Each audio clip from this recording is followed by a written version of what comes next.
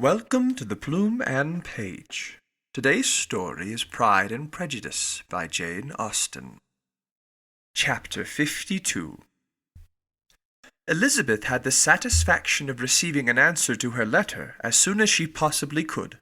She was no sooner in possession of it than hurrying into the little copse, where she was least likely to be interrupted, she sat down on one of the benches and prepared to be happy, for the length of the letter convinced her that it did not contain a denial. Gracechurch Street, September 6th.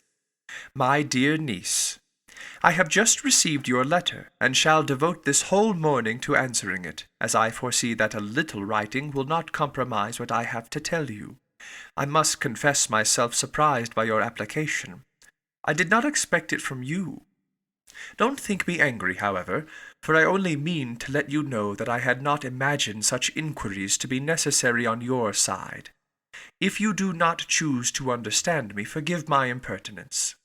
Your uncle is as much surprised as I am, and nothing but the belief of your being a party concerned would have allowed him to act as he has done. But if you are really innocent and ignorant, I must be more explicit. On the very day of my coming home from Longbourn, your uncle had a most unexpected visitor. Mr. Darcy called, and was shut up with him several hours. It was all over before I arrived, so my curiosity was not so dreadfully racked as yours seems to have been. He came to tell Mr. Gardiner that he had found out where your sister and Mr. Wickham were, and that he had seen and talked with them both. Wickham repeatedly, Lydia once. From what I can collect, he left Derbyshire only one day after ourselves, and came to town with the resolution of hunting for them. The motive professed was his conviction of its being owing to himself that Wickham's worthlessness had not been so well known as to make it impossible for any young woman of character to love or confide in him. He generously imputed the whole to his mistaken pride, and confessed that he had before thought it beneath him to lay his private actions open to the world. His character was to speak for itself. He called it, therefore, his duty to step forward, and endeavour to remedy an evil which had been brought on by himself. If he had another motive, I am sure it would never disgrace him. He had been some days in town before he was able to discover them, but he had something to direct his search, which was more than we had, and the consciousness of this was another reason for his resolving to follow us. There is a lady, it seems, a Miss Young, who was some time ago governess to Miss Darcy, and was dismissed from her charge on some cause of disapprobation, though he did not say what. She then took a large house in Edward Street, and has since maintained herself by letting lodgings. This Miss Young was, he knew, intimately acquainted with Wickham, and he went to her for intelligence of him as soon as he got to town.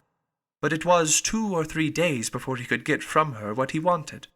She would not betray her trust, I suppose, without bribery and corruption, for she really did know where her friend was to be found. Wickham indeed had gone to her on their first arrival in London, and had she been able to receive them into her house, they would have taken up their abode with her. At length, however, our kind friend procured the wished-for direction. They were in Street. He saw Wickham, and afterwards insisted on seeing Lydia.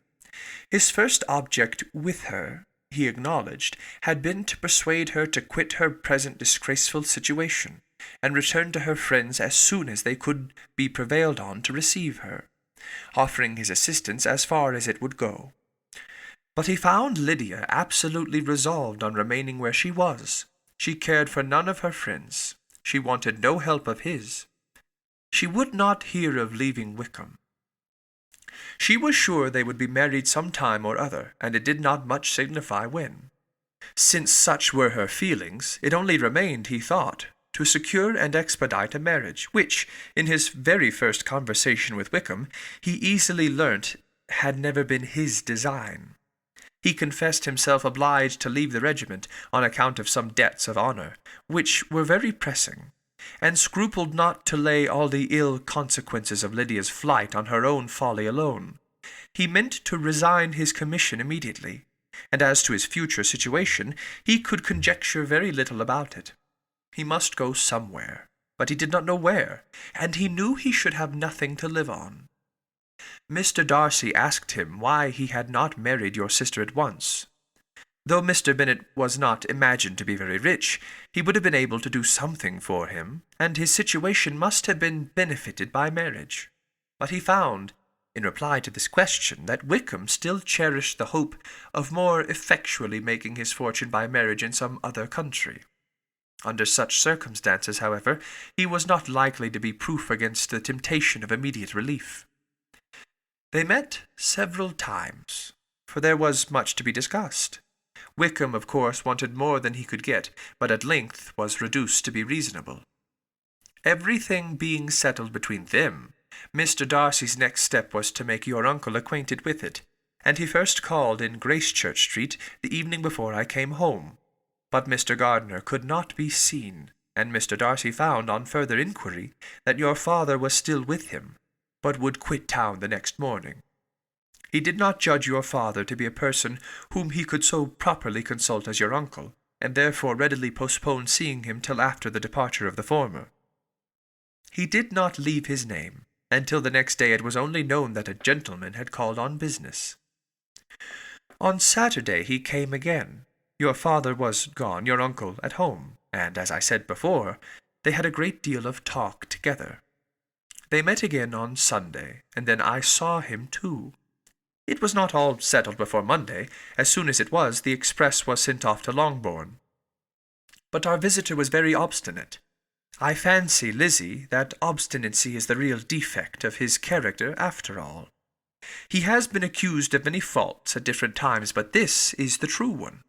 Nothing was to be done that he did not do himself, though, I am sure, and I do not speak it to be thanked, therefore say nothing about it, your uncle would most readily have settled the whole.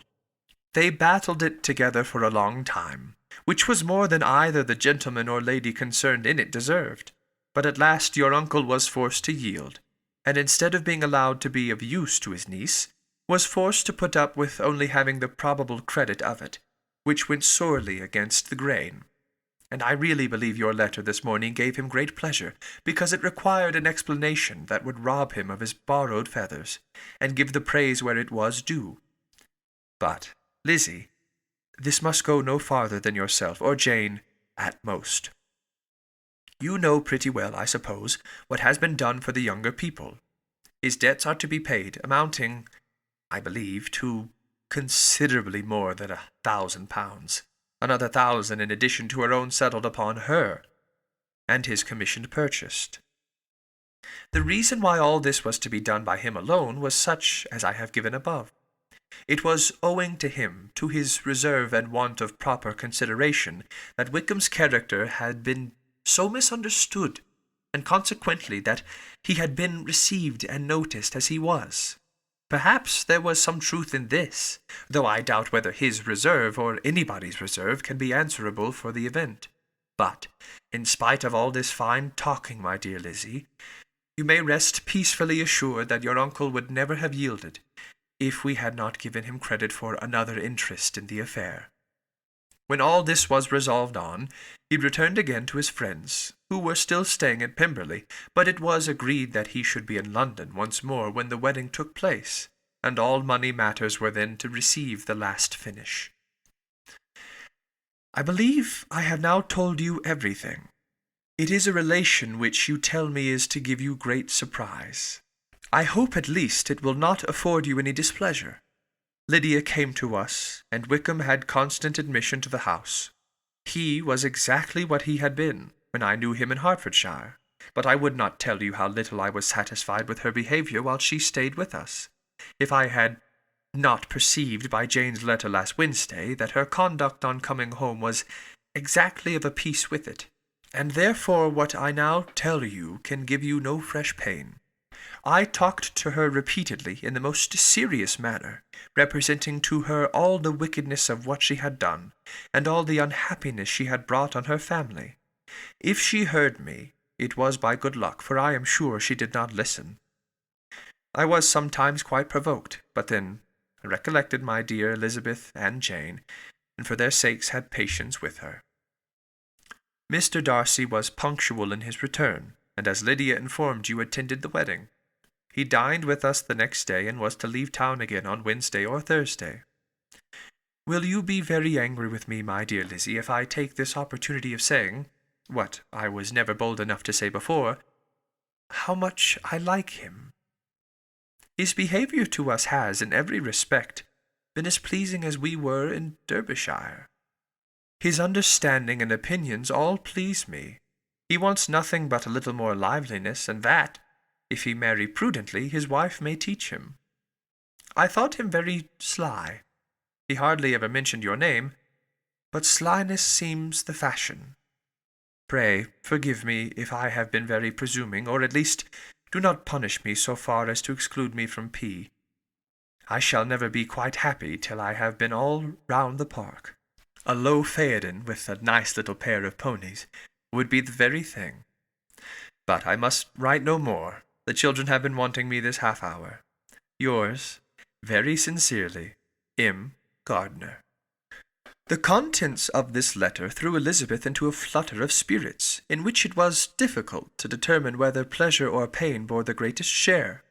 The vague and unsettled suspicions which uncertainty had produced of what Mr. Darcy might have been doing to forward her sister's match, which she had feared to encourage as an exertion of goodness too great to be probable, and at the same time dreaded to be just from the pain of obligation, were proved beyond their greatest extent to be true.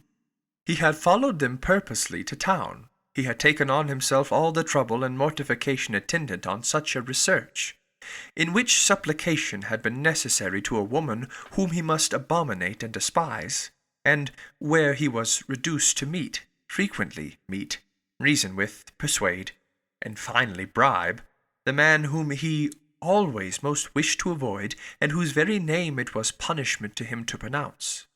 He had done all this for a girl whom he could neither regard nor esteem.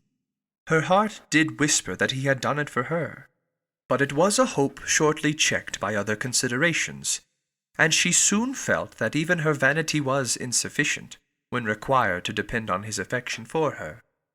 For a woman who had already refused him, as able to overcome a sentiment so natural as abhorrence against relationship with Wickham. Brother-in-law of Wickham! Every kind of pride must revolt from the connection. He had, to be sure, done much. She was ashamed to think how much. But he had given a reason for his interference, which asked no extraordinary stretch of belief. It was reasonable that he should feel he had been wrong. He had liberality, and he had the means of exercising it. And though she would not place herself as his principal inducement, she could, perhaps, believe that remaining partiality for her might assist his endeavours in a cause where her peace of mind must be materially concerned. It was painful, exceedingly painful, to know that they were under obligations to a person who could never receive a return. They owed the restoration of Lydia, her character, everything to him. Oh, how heartily did she grieve over every ungracious sensation she had ever encouraged, every saucy speech she had ever directed towards him. For herself she was humbled, but she was proud of him. Proud that in a cause of compassion and honour he had been able to get the better of himself. She read over her aunt's commendation of him again and again. It was hardly enough, but it pleased her. She was even sensible of some pleasure, though mixed with regret, on finding how steadfastly both she and her uncle had been persuaded that affection and confidence subsisted between Mr. Darcy and herself. She was roused from her seat and her reflections by someone's approach, and before she could strike into another path, she was overtaken by Wickham. "I am afraid I interrupt your solitary ramble, my dear sister," said he, as he joined her. "You certainly do," she replied with a smile, "but it does not follow that the interruption must be unwelcome. I should be sorry indeed if it were. We were always good friends, and now we are better. True. Are the others coming out?" "I do not know. Miss Bennet and Lydia are going into the carriage to Merton. And so, my dear sister, I find from our uncle and aunt that you have actually seen Pemberley." She replied in the affirmative. "I almost envy you the pleasure, and yet I believe it would be too much for me, or else I could take it in my way to Newcastle. And you saw the old housekeeper, I suppose? Poor Reynolds. She was always very fond of me, but of course she did not mention my name to you." "Yes, she did." "And what did she say?" "That you were gone into the army, and she was afraid had not turned out well. At such a distance as that, you know, things are strangely misrepresented." "Certainly," he replied, biting his lips. Elizabeth hoped she had silenced him, but he soon afterwards said, "I was surprised to see Darcy in town last month. We passed each other several times. I wonder what he can be doing there." "Perhaps preparing for his marriage with Miss de Bourgh," said Elizabeth. "It must be something particular to take him there at this time of year." "Undoubtedly." "Did you see him while you were at Lambton?" "I thought I understood from the gardeners that you had." "Yes. He introduced us to his sister. And do you like her?" "Very much." "I have heard, indeed, that she is uncommonly improved within this year or two. When I last saw her, she was not very promising. I am very glad you liked her. I hope she will turn out well." "I dare say she will. She has got over the most trying age. Did you go by the village of Kimpton?" "I do not recollect that we did." "I mention it because it is the living which I ought to have had. A most delightful place, excellent parsonage house. It would have suited me in every respect." "How should you have liked making sermons?" "Exceedingly well. I should have considered it as part of my duty, and the exertion would soon have been nothing. One ought not to repine. But, to be sure, it would have been such a thing for me. The quiet, the retirement of such a life would have answered all my ideas of happiness. But it was not to be." "Did you ever hear Darcy mention the circumstance when you were in Kent?" "I have heard from authority, which I thought as good, that it was left you conditionally only, and at the will of the present patron." "You have. Yes, there was something in that. I told you so from the first, you may remember. I did hear, too, that there was a time when sermon-making was not so palatable to you as it seems to be at present, that you actually declared your resolution of never taking orders, and that the business had been compromised accordingly." "You did, and it was not wholly without foundation. You may remember what I told you on that point, when first we talked of it."